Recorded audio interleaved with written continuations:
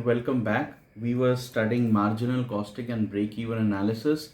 पिछले वीडियो में हमने देखा था कि ब्रेक इवन क्या होता है, वो पॉइंट जहां पर no profit no loss, revenue is equal to total cost recover हो गया लेकिन और कुछ बचा नहीं, so there is no loss but there is also no profit. We had seen an example चाय वाले केस में जहां पर सेलिंग प्राइस 10 रुपीज़ था और variable cost was 5 rupees per cup. तो हमने देखा था when we sell 1600 units our revenue will be 16,000, variable cost 8,000, sales minus variable cost contribution 8,000 which is equal to our monthly rent और fixed cost of 8,000. So there is no profit no loss. This is the break even point for this business. अब समझते हैं कि अगर calculate करना पड़े तो ये ब्रेक इवन पॉइंट कैसे कैलकुलेट किया जाता है. अगर कोई पूछे कि इस बिजनेस में कितने यूनिट्स बेचने पर we will achieve break even, ना तो प्रॉफिट होगा ना लॉस होगा, तो वो कैसे कैलकुलेट किया जाता है. ब्रेक इवन पॉइंट दो चीजों पे डिपेंड करता है. सबसे पहला कि हमारे टोटल फिक्स्ड कॉस्ट कितने हैं, और दूसरा for every unit of the product that we are selling, हर सेल में कंट्रीब्यूशन कितना है. यानी अगर हम सारे वेरिएबल कॉस्ट को निकाल दें तो हर यूनिट की सेल में हमारे पास कितना बचता है, क्योंकि उसी में से हम फिक्स्ड कॉस्ट को पे करेंगे. तो ये कैलकुलेट कैसे करते हैं, इसको समझाने के लिए एक सिंपल एनालॉजी आपको बताता हूं. सपोज ये जमीन में एक गड्ढा है, डिच है. This is nothing but your fixed cost. हमारे टी स्टॉल वाले एग्जाम्पल में जो 8,000 रुपीज पर मंथ का रेंट था, that was the fixed cost. तो ये गड्ढा represents the fixed cost. And जैसे भी आप एक कप चाय का बेचते हैं, for every cup you sell minus variable cost 5, आपके पास 5 रुपए बचते हैं. जैसे ही आपने बिजनेस शुरू किया, स्टॉल को रेंट पर लिया, ये गड्ढा रेडी हो गया. अब अगर आप कुछ नहीं भी कमाएं तो भी 8,000 रुपए महीना तो लगना ही है. If your sale is 0, still you will have a loss of 8,000 rupees. In order to make a profit कमाने के लिए सबसे पहले आपको ये 8,000 रुपए रिकवर करने पड़ेंगे सेल से. ओके, चाय सेल करके 8,000 रुपए रिकवर करने पड़ेंगे. यानी इन अदर वर्ड्स इस गड्ढे को भरना पड़ेगा.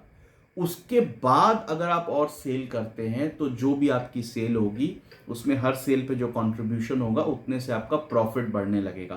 पर जब तक ये गड्ढा नहीं भरा, जब तक ये 8,000 रिकवर नहीं किए, तब तक तो आपका प्रॉफिट नहीं हो सकता, because you have not even reached break even. Okay, so for every cup you sell, अगर आपने पहला कप बेचा तो आपके पास 5 रुपए बचे. ये 5 रुपए में से आपका ये 8,000 का थोड़ा सा रिकवरी हो गया, 5 रुपए के बराबर. आपने और एक कप बेचा और 5 रुपए बचे, थोड़ा सा और फिक्स्ड कॉस्ट रिकवर हो गया. इस तरह से जैसे जैसे आप चाय बेचते जाएंगे, आपका contribution for every cup you sell 5 रुपए से बढ़ता जाएगा. और जब तक वो 8,000 नहीं पहुंच जाता तब तक प्रॉफिट नहीं हो रहा है, आप इस गड्ढे को भरते जा रहे हैं. तो ये गड्ढा पूरा भरने के लिए या आपका फिक्स्ड कॉस्ट पूरा रिकवर करने के लिए आपको कितने कप बेचने पड़ेंगे, ये दो बातों पे डिपेंड करता है. पहला तो ये कि how much is your fixed cost. ये 8,000 है. अगर ये 8,000 की जगह लेट्स से 20,000 होता तो आपको और ज्यादा चाय बेचनी पड़ती इस गड्ढे को भरने के लिए या फिक्स्ड कॉस्ट को रिकवर करने के लिए. और अगर ये 8,000 की जगह 2,000 होता तो ऑब्वियसली बहुत कम चाय बेच करके भी आप इस 2,000 को रिकवर कर सकते थे. तो सबसे पहला point, how much is the fixed cost, या इस एग्जाम्पल की बात करें तो ये गड्ढा कितना बड़ा है या कितना छोटा है. And the second thing it depends upon is कि हर चाय के कप बेचने पर वेरिएबल कॉस्ट हटाने के बाद आपके पास कितना बचता है, क्योंकि उसी में से फिक्स्ड कॉस्ट की रिकवरी होगी और उसके बाद प्रॉफिट होगा. उसे हम कहते हैं कंट्रीब्यूशन. सो बेसिकली ये जो पत्थर हम इसमें डाल रहे हैं भरने के लिए, इसका साइज कितना बड़ा है. यहां पर बहुत छोटे छोटे पत्थर हैं. हर कप ऑफ चाय में आपको सिर्फ 5 रुपए बच रहे हैं. लेकिन अगर आप कोई महंगा प्रोडक्ट बेच रहे होते, उसमें अगर वेरिएबल कॉस्ट निकालने के बाद कंट्रीब्यूशन 100 रुपए बच रहा होता, तो ऑब्वियसली ये गड्ढा और जल्दी भर जाता, क्योंकि हर यूनिट के सेल पर आपको 100 रुपए बच रहे हैं। तो आपको कम यूनिट्स बेचने पड़ेंगे, आपको 80 यूनिट ही बेचने पड़ेंगे to recover 8,000 rupees of fixed cost. तो it depends upon fixed cost as well as the contribution per unit. आप इसको ऐसे समझ लीजिए कि ये फिक्स्ड कॉस्ट गड्ढे का साइज है, अगर वो बड़ा होगा तो ज्यादा सेल करनी पड़ेगी रिकवर फिक्स्ड कॉस्ट रिकवर करने के लिए। एंड ये जो पत्थर है, ये पत्थर का size is nothing but the contribution. अगर आपका पर यूनिट कंट्रीब्यूशन ज्यादा बड़ा होगा तो कम यूनिट में कॉस्ट रिकवर हो जाएंगे, और अगर ये साइज छोटा होगा तो आपको ज्यादा यूनिट बेचने पड़ेंगे for recovering the same amount of cost. तो यहीं से आपको समझ में आ जाएगा कि ब्रेक इवन कैसे कैलकुलेट करते हैं। अगर इस गड्ढे का साइज है 8,000 रुपीज और हर पत्थर का साइज है 5 रुपीज, मैं आपसे पूछूं कि कितने पत्थर चाहिए इस गड्ढे को भरने के लिए, तो size of the ditch divided by size of each पत्थर इज इक्वल टू 1600। अगर आप 1600 पत्थर डालेंगे तो ये गड्ढा पूरा भर जाएगा। यानी इन अदर वर्ड्स, अगर आप 1600 कप्स ऑफ टी बेचेंगे और हर कप में आप 5 रुपया कंट्रीब्यूशन कमाते हैं तो 8,000 रुपए फिक्स्ड कॉस्ट रिकवर हो जाएगा।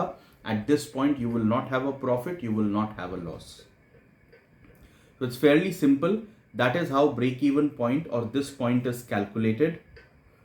Size of the gadda divided by size of contribution per unit. तो size of gadda कितना है? 8,000 rupees, which is nothing but the fixed cost divided by contribution per unit. एक यूनिट का contribution कितना है? That is, sorry इधर लिखना चाहिए था, contribution per unit. So that is 8,000 divided by 5 is equal to 1600। अगर आप 1600 कप्स बेचेंगे, हर कप में आप 5 रुपीज कमा रहे हैं, तो आपका 8,000 कंट्रीब्यूशन रिकवर हो जाएगा, जिससे आपका फिक्स्ड कॉस्ट पूरा हो जाएगा और कोई प्रॉफिट कोई लॉस नहीं होगा। फिक्स्ड कॉस्ट पे करने के बाद कुछ नहीं बचेगा, right. So I think it is fairly simple. फिर से एक बार लिख देता हूं, fixed cost divided by contribution per unit। एक यूनिट का कंट्रीब्यूशन कितना है? एंड इफ यू रिमेंबर, पहले हम पढ़ चुके हैं, contribution is nothing but sales minus variable cost. Obviously हम पर यूनिट की बात कर रहे हैं, और वैसे तो बहुत सिंपल है, बट फिर भी अगर आपको याद रखने में मुश्किल हो तो याद रखिएगा कि गड्ढे का साइज डिवाइडेड बाय पत्थर का साइज। ओके।